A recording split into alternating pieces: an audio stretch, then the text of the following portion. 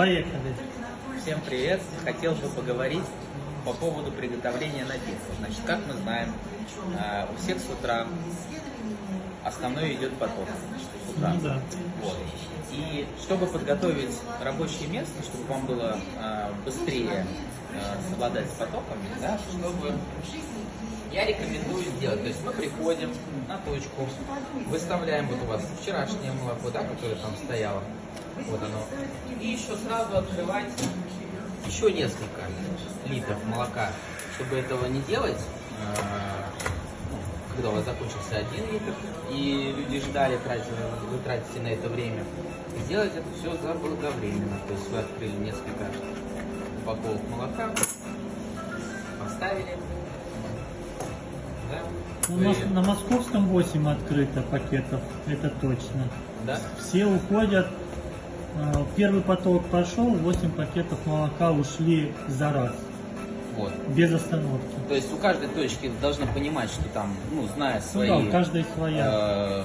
свои потоки, да, людей, да, и если это там 10-20 человек, 3-4 сразу открывайте литр, не стесняйтесь, они все равно в течение дня уйдут, если даже такого потока не будет с утра, потому что раз на раз не приходится, понятно.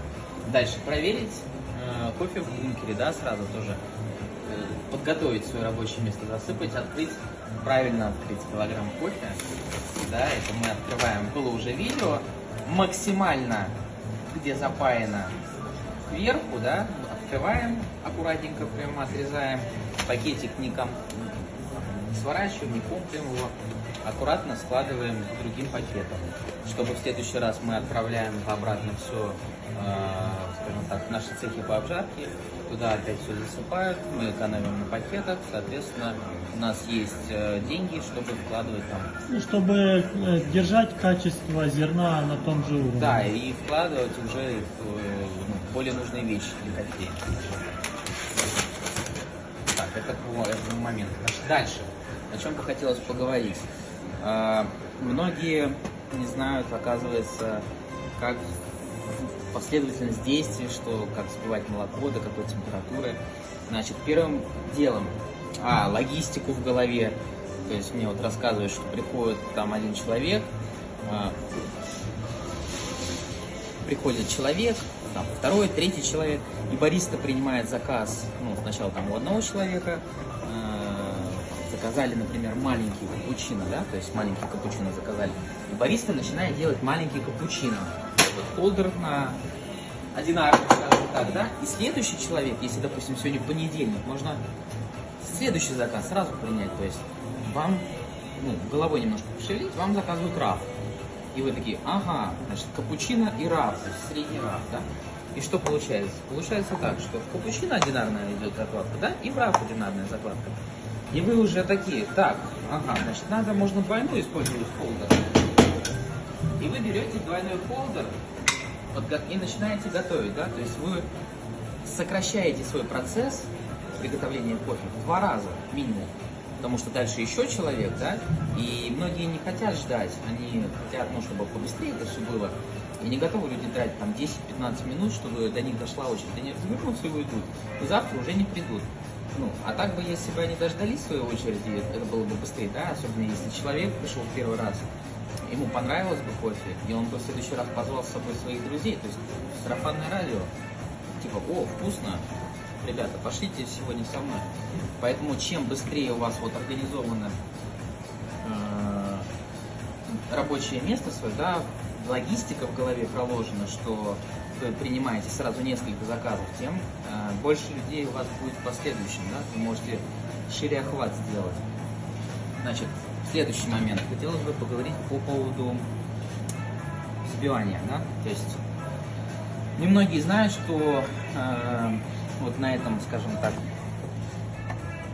термометре, датчики, скажем так, тут термометр на температуру и датчик давления. Да, датчик давления. То есть, когда к вам приходят, да еще не подошли, только подходят. Да, еще не подошли, подходят, вы знаете, что там, или, допустим, заказали, любой напиток, где есть молоко, да, и вы должны его взбить. Обязательно сбрасываем пар. Вообще 0,5. 0,5. Дальше он начинает подниматься, и кофемашина, вот если послушать, она греется. Сейчас.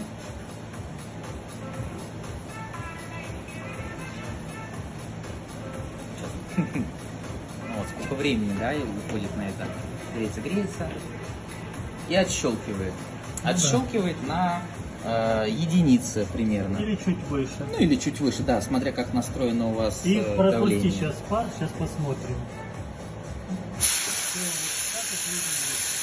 И вот так, она не упадет у вас на 0,5, а будет в этой же Да, зоне. давление единицы. То есть человек подошел, там, капучино, окей, вы сбросили давление, бах, наливаете в это время уже там молоко. Молоко наливаем всегда по носик.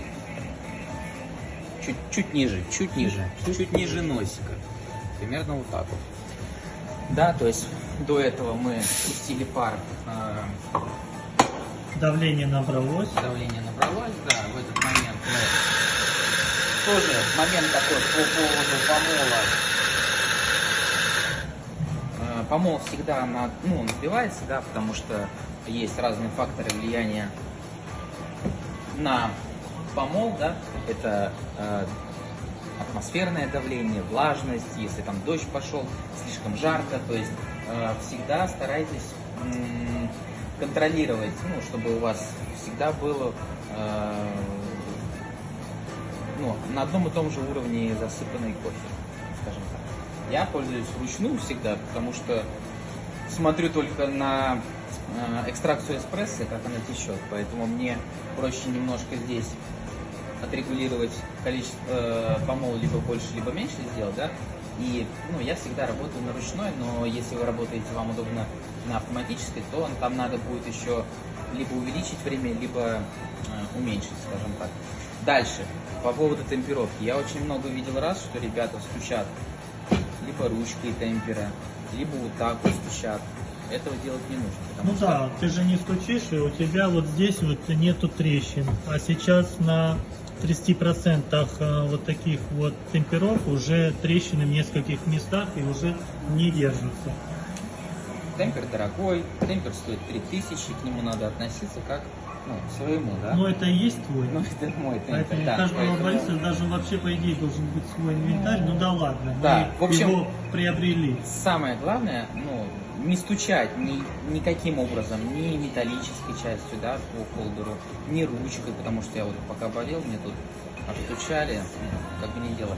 Это разравнивается вот либо ладошкой, либо ничего сложного, да, то есть дальше темперуем с определенным усилием, там, от 10 до 13 килограмм, да, то есть не просто Ну да. приложили, да, там, просто вот так вот таблетку сделали. Надо приложить усилия, то есть примерно 12 килограмм. Обязательно смахнули остатки кофе, да. Темпер, холдер вставили в кофемашину и нажали сразу, не надо ждать. Там вставили и дальше идти там куда-то наливать молоко, потому что таблетка, когда соприкасается с ситом, она начинает подгорать. Вот. Поэтому мы сразу вставили в холдер и включили экстракцию эспрессо, чтобы наливалось. Важный момент. Мы делаем экстракцию эспрессо чтобы вам было проще, да, запомнить, по верхнюю часть буковки О. На серединку. О. Ну, да, примерно вот посюда. То есть через стаканчик очень хорошо видно. Ну да, можно выключать. Да, можно выключать. То есть вы, естественно, смотрите в первую очередь по экстракции эспрессо проливу, да, если она прям течет, как из ведра, естественно, надо будет уменьшить. Если она слишком медленно течет, ее надо увеличить. То есть примерно за 23 секунды у вас вот должно налиться по буковку О. Старайтесь контролировать этот момент. Самое главное, обращайте внимание вот по буковку О. Экстракция должна быть, да, то есть должна быть крема после того, как вы налили. Это вот этот момент. Я сейчас просто расскажу, потом покажу, как это все быстрее делать, там, если у вас поток. Дальше, что мы делаем с молоком? Вообще, можете, Евгений, поближе подойти немножко. То есть до этого, еще раз повторю, да, мы включили, там подняли давление, и мы работаем. Значит, мы как бы носиком не уходим вниз, не углубляемся. Мы как бы целуем молоко, то есть остаемся на поверхности, задаем ему объем. Вот мы задаем ему объем и остаемся примерно вот в этой же массе. Да? Контролируем руками температуру. Стало горячо, рукам. Да, Считаем. и получается, что молоко не ниже и не выше должно быть. Ну да, то есть Потому что если ниже, это значит жидкое, если выше, края, значит это значит такое очень много воздуха. пены, да, слишком много будет И воздушное. молоко не плотное. Вот, значит, мы держим, регулируем температуру руками, но вообще на каждых точках есть термометр. Где-то есть, где-то нет. Вам бы хорошо понимать, что у каждого, понятно, свой этот порог болевой по ощущениям температуре, да, ну, я знаю прекрасно, когда 60 градусов, там 65 уже градусов, то есть вам становится горячо рукам, вы считаете про себя до 3, раз, два, три, и выключаете его, да, ставите, вот там, ну, изначально мы взбиваем молочко, да, отставили его, потом уже там сделали экстракцию эспрессо, и за это время, пока молочко стоит, отстаивается, у него получается вот такая вот консистенция, она получается как подтаявшее мороженое у вас, то есть видите, не слишком жидкая, и она получается вот пенка, ну как растаявшее мороженое сливочное, без пузырей, без ничего. Еще важный момент, я хотел бы обратить внимание, когда вы отстукиваете молоко, не нужно тереть по стойке, ну, питчером накручивать его вот так вот, потому что мелкий кофе, который после помола, скажем так, разбросан по стойке, вы его втираете как бы в поверхность, да, образуются различного рода царапины, дефекты, да, то есть если вы отстучите прям сильно, и она прям топчется туда, скажем так. После этого там упадет влага, потому что вы сбрасываете пар, проливаете молоко, это все забьется вот в эти мелкие трещины, да, в эту какие-то выбоины, скажем так, которые получились. И стойка придет в негодность, да, она разбухнет со временем, там заведутся микробы, если это молоко попадет, будет запах неприятный стоять, потому что... Ну да, запах точно будет. Да, плесенью покроется потом, бактерии, ну, короче, обязательно, да, еще раз, мы стукнули пару раз и раскрутили это молоко. До воронки. Да, до вот такой вот воронки. То есть, чтобы не было шапки, а была именно вот такая вот воронка. То есть накрутили молоко, дальше мы взяли приготовленную экстракцию эспрессо и влили. То есть вливаем мы как? Да, мы не делаем акцент на латте-арт, хотя в кофейнях это допускается, да, вот не на стационарных точках, а в кофейнях, в керамических кружках можно. Но когда мы отдаем кофе с собой, мы именно делаем упор на, так как мы его вливаем, да, на заливку кофе. То есть мы мешаем молоко с кофе. Получается, когда человек пробует, вкус такой сливочно-молочный, скажем так, сливочно-молочно-кофейный, правильно будет так. То есть он не чувствует в первую очередь, когда он закрывает крышку, вот эту вот горечь, он чувствует именно приятный такой сливочно-молочно-кофейный вкус, да. То есть людям это по нашим, скажем так, наблюдениям нравится, поэтому мы работаем именно так. Это не 1, не 2, не 3, не 4 года. То есть с самого начала открытия Leon Coffee мы делаем именно так. И благодаря этому у нас открылись другие точки, потому что люди, в которых работаете вы. Люди это понимают, потом сравнивая с другими кофейнями, приходят и говорят: блин, а у вас вкуснее гораздо, чем в других местах, да? А почему? Ну вот как бы секреты такие, из мелочей состоят, небольших.